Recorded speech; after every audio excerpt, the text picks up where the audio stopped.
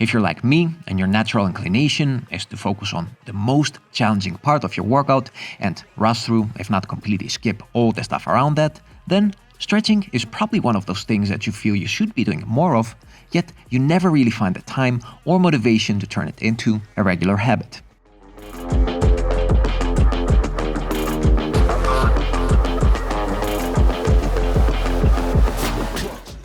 Plus, there's so much controversy about it, right? Do you have to do it before or after training? How often? How long should you hold each stretch? If all you do is calisthenics, do you really need to stretch? And in the end, does it really offer anything other than a mild, pleasant sensation? Kind of like scratching a primal neurological itch?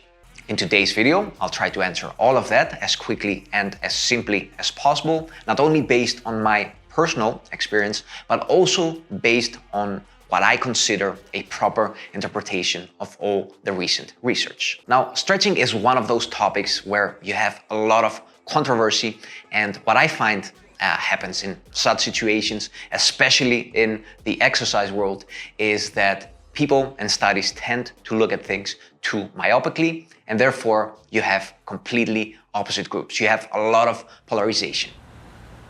Hey bro, people tell me you don't stretch anymore. Stretching? Studies say it's bad for you, so get out of here. Studies don't explain everything.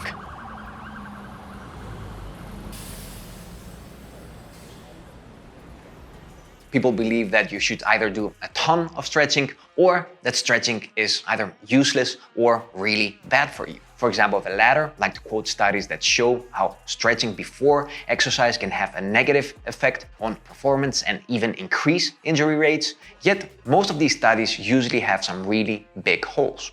The most common ones that I've noticed are: number one, how stretching is used to completely replace warming up, and no wonder then you have injury rates go up. And the other common mistake is how stretching is taken to an extreme, where you have people basically doing more than 20 or even 30 minutes of stretching, which is really not that common practice. This probably explains why a recent systematic review that looked at decades of research found that brief periods of static stretching, followed by a proper warm-up, offered the most optimal results, both in terms of performance and injury prevention. Something that has worked great for me as well. Now, don't worry, I'm not going to talk about studies and research anymore. Instead, we're going to try to simplify everything as much as possible and help you make the best use out of static stretching for your training. A simple way to look at stretching and calisthenics is the following. In order to generate force during your training, muscles and tendons store and release energy a lot like a spring.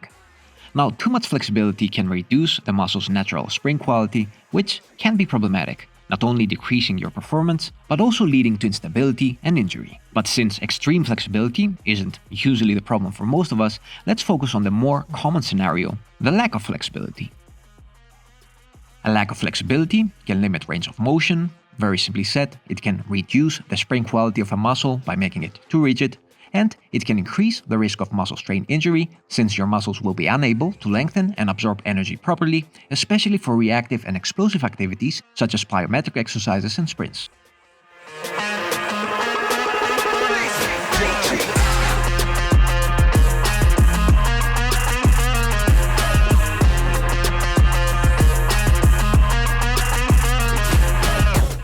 Also, using proper form and posture during very technical exercises can be challenging when areas of your body are too tight.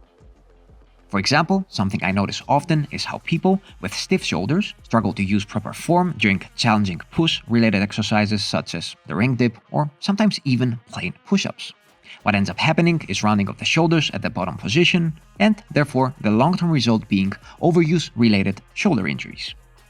In simple words, it's like trying to repetitively and violently shorten and lengthen a spring that is not elastic enough to withstand all this force. Eventually, it will tear.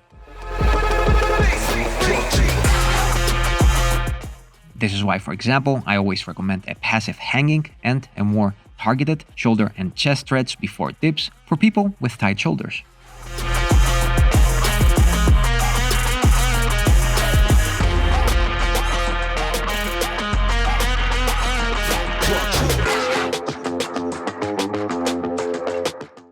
you've been sitting in an office for the last 3 hours or so, doing some light stretching to unlock hip flexors and hamstrings before diving into a workout that includes hill sprints and vertical jumps is probably a good idea. Even though I don't believe that you need to stretch the whole body, incorporating some light stretching before your training and focusing on areas that are usually tight and can limit range of motion during your workout will help you perform better and also prevent injury, especially if you've been quite sedentary prior to your workout and joints and muscles you're about to use feel stiff. Now I can already see the comments below saying how stretching a cold muscle can injure the muscle and all that, but again, notice that I mention light static stretching, and I'm not talking about stretching a muscle for half an hour and pushing yourself to your limits.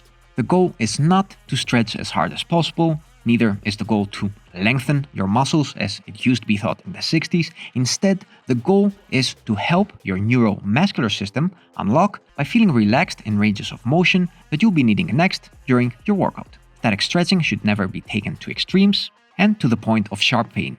You want to simply find that sweet spot of very slight discomfort that slowly loosens up the area that feels tight. 30 seconds per exercise seem to produce the best bang for your buck. You can go up to a minute for really tight areas, but since overdoing it can have the opposite results, I wouldn't recommend going over that if you want to stay on the safe side. Finally, remember that sequencing everything properly is essential, so you want to start with light static stretching, but then follow that with a more dynamic warm-up that includes mobility drills, dynamic stretches, and some easy sets that will gradually build up the intensity before you move to the main part of the workout. That's all.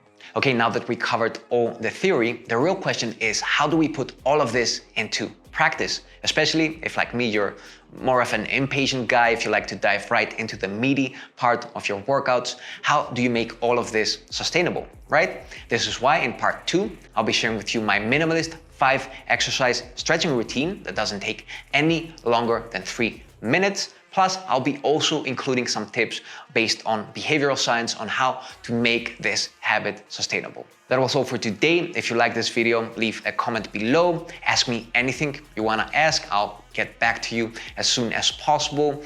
If you haven't subscribed yet, make sure that you do that as well. Click on the notification bell, and until next time, keep on training.